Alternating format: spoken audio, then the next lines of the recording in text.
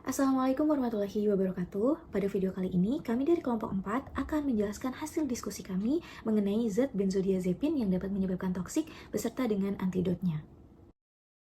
Benzodiazepin adalah kelas obat depresan sistem saraf pusat atau SSP yang bertindak sebagai agonis reseptor GABAA, meningkatkan efek inhibitory neurotransmitter GABA untuk menghasilkan efek sedatif, ansiolitik, antikonvulsan, dan hipnotik.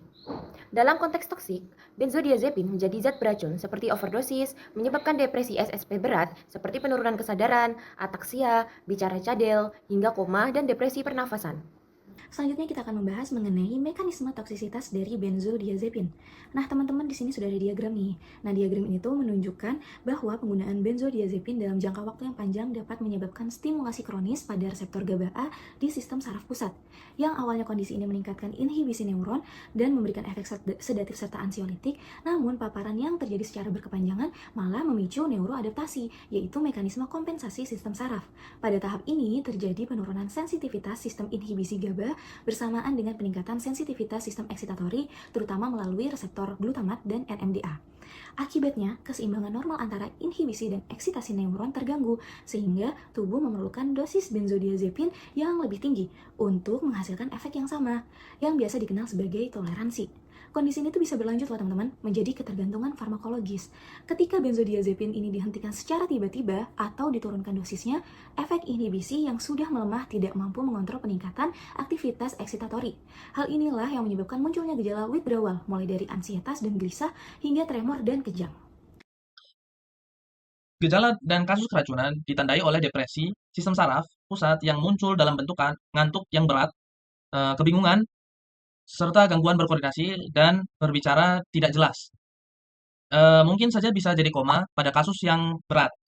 Gejala lain yang dapat terlihat adalah hipotensi ringan, serta depresi pernafasan terutama bila benzodiazepin ini dikonsumsi bersama alkohol atau opioid. Selanjutnya yaitu LD50 zat racun.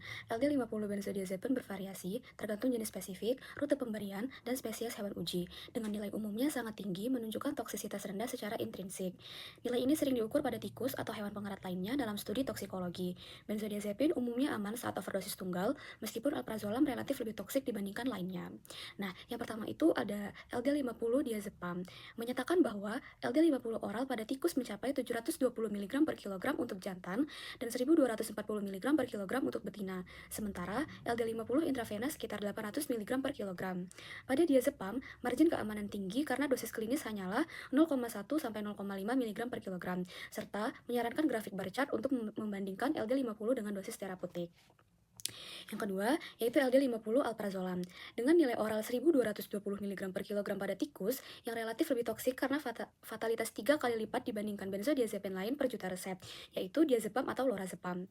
Mekanisme utamanya melibatkan metabolit aktif dan efek sedasi kuat, sehingga peringatan diberikan untuk menghindari overdosis campuran. Dan yang terakhir yaitu LD50 lainnya, seperti lorazepam 1.850 mg per kilogram oral pada tikus, clonazepam lebih dari 4.000 mg per kilogram, dan umumnya di atas 2.000 mg per kilogram pada hewan pengerat serta anjing. Untuk selanjutnya adalah antidot spesifik dan mekanismenya. Antidot spesifik dari benzodiazepin adalah flumazenil. Untuk mekanismenya, yang pertama adalah aktivasi reseptor benzodiazepin pada reseptor GABA-A. Langkah pertama ini menunjukkan bahwa benzodiazepin bekerja pada reseptor benzodiazepin yang merupakan bagian dari reseptor GABA-A. Aktivasi reseptor ini akan memodulasi efek GABA dengan meningkatkan frekuensi pembukaan saluran ion klorida, sehingga ion klorida atau ion Cl akan masuk ke dalam neuron dan menyebabkan hiperpolarisasi membran neuron. Yang kedua adalah efek agonis dari benzodiazepin. Agonis benzodiazepin seperti diazepam akan merangsang reseptor benzodiazepin sehingga memperkuat inhibisi neuron. Efek farmakologis yang dihasilkan meliputi ansiolitik, antikonvulsan, sedatif hipnotik, amnestik, dan relaksan otot, yang merupakan konsekuensi langsung dari hiperpolarisasi neuron akibat peningkatan aliran klorida. Yang ketiga adalah ikatan flumazenil pada reseptor benzodiazepin. Gambar ini kemudian menunjukkan bahwa flumazenil, yaitu suatu analog benzodiazepin yang larut dalam air dengan berat molekul 303 Da, berikatan pada situs benzodiazepin reseptor GABA-A. Flumazenil ini bertindak utama sebagai antagonis kompetitif pada subtipe alfa-1 dengan aktivitas agonis parsial yang sangat lemah pada subtipe alfa-2, alfa-3, dan alfa-5, sebagaimana tercermin dari ketidakadaan efek stimulasi GABA yang bermakna pada diagram. Yang keempat adalah kompetisi dan pergeseran agonis. Pada tahap ini, flumazenil berkompetisi secara langsung dengan agonis benzodiazepin, misalnya diazepam, pada situs ikatan yang sama. Kompetisi ini akan menyebabkan pergeseran atau displacement benzodiazepin dari reseptor yang secara visual ditunjukkan dengan flumazenil menduduki situs benzodiazepin pada reseptor GABA. Untuk yang kelima adalah penghambatan modulasi GABA oleh benzodiazepin. Sebagai antagonis, flumazenil ini menduduki reseptor benzodiazepin tanpa menyebabkan perubahan fungsional intrinsik. Dengan demikian, flumazenil akan menghambat peningkatan frekuensi pembukaan saluran klorida yang dimediasi benzodiazepin tanpa mengaktifkan reseptor itu sendiri dan tanpa memungkinkan agonis maupun antagonis inverse mengakses reseptor. Untuk yang keenam adalah pembalikan efek sedasi.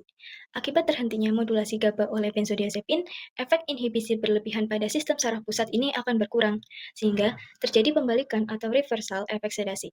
Hal ini sesuai dengan sifat flumazenil sebagai antagonis murni yang tidak menimbulkan efek agonistik maupun efek berlawanan seperti agonis inverse yang seharusnya dapat menyebabkan kecemasan, agitasi, dan kejang.